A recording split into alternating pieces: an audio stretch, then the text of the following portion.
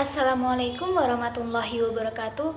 Halo teman-teman semuanya, saya Nopasari dari program studi D3 Teknik Informatika Politeknik Negeri Bengkalis. Pada video kali ini saya akan mempresentasikan tugas mata kuliah Administrasi Basis Data mengenai review database tugas akhir salah satu kakak tingkat saya yang sudah lulus. Saya akan membahas pembuatan CDM atau Conceptual Data Model, kemudian PDM, Physical Data Model, dan proses generate database di MySQL menggunakan PHP MyAdmin hingga pengaturan hak akses di MySQL yang saya lakukan.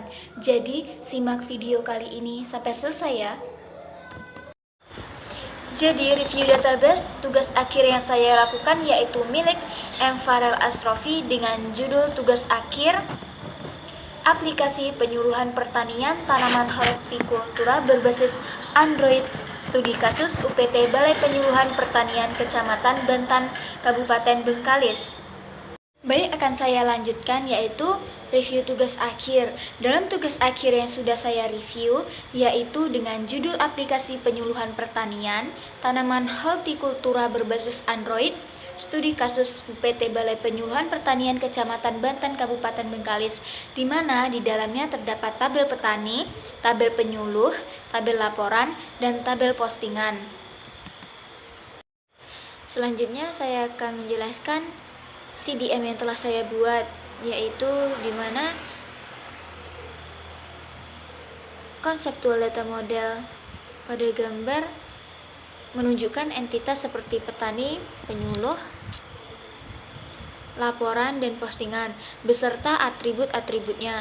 Model ini berfokus pada konsep bisnis sehingga tipe data dan detail implementasi teknis tidak terlihat. Relasi antar entitas ditampilkan tetapi tanpa rincian kunci asing atau foreign key. Contoh, petani hanya mencantumkan atribut seperti email, password, dan ID tanpa tipe data. Kemudian PDM atau Physical Data Model, di mana pada gambar yang sudah kalian lihat di sini atribut setiap entitas diberi tipe data spesifik. Contoh varchar dengan ukuran 50 untuk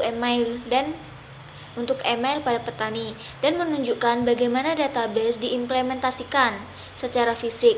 Selain itu, relasi antar entitas diterjemahkan menjadi foreign key. Contoh, laporan memiliki kolom email dan email yang dirancang dengan tipe data varchar 50. Relasi antara laporan dan postingan menggunakan kode lab sebagai foreign key.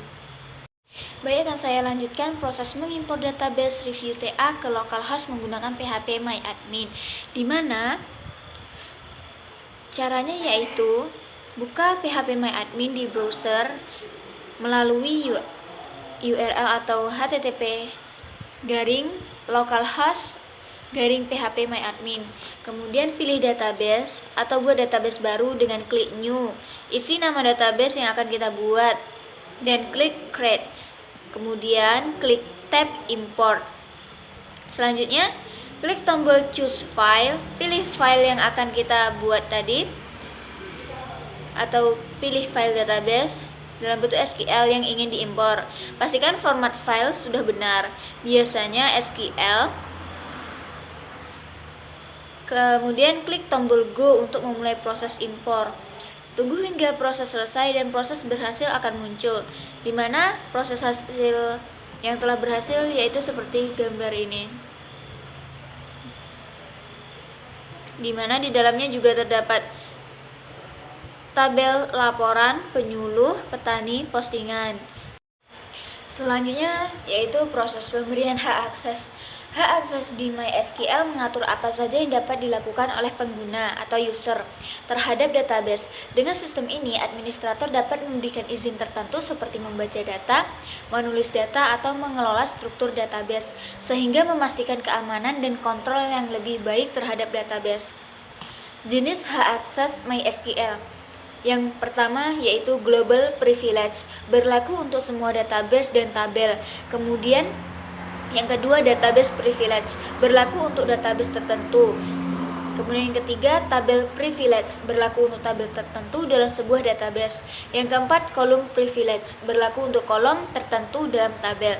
Dan yang terakhir atau yang kelima Prosedur atau Function Privilege, berlaku untuk prosedur atau fungsi tertentu. Hak akses yang sering kita gunakan yaitu all privilege, memberikan semua hak akses. Kemudian select, hak untuk membaca data. Kemudian insert, hak untuk menambahkan data. Kemudian update, hak untuk mengubah data. Delete, hak untuk menghapus data. Dan create, hak untuk membuat database atau tabel. Selanjutnya drop, hak untuk menghapus database atau tabel. Kemudian grant option, hak untuk memberikan akses kepada user lain.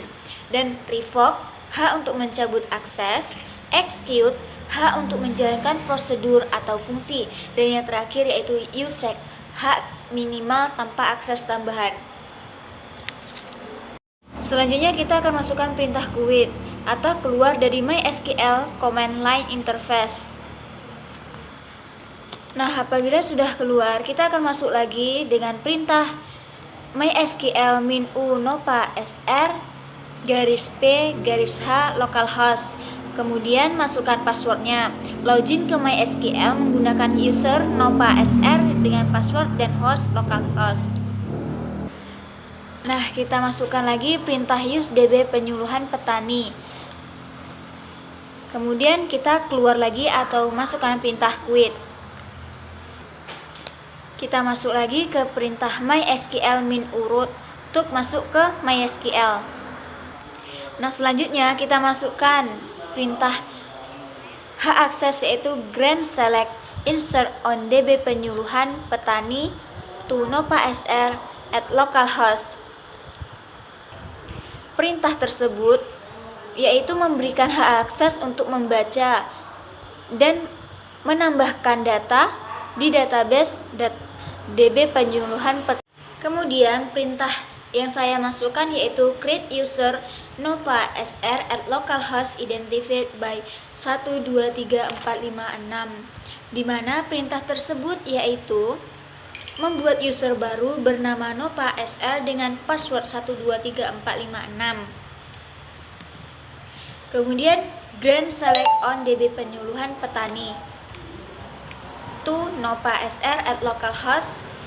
Apabila sudah berhasil atau query oke, maka kita keluar dan kita akan masuk lagi ke MySQL -root tapi dengan nama MySQL -u nopa sr --p--h localhost, di mana perintah tersebut menjelaskan.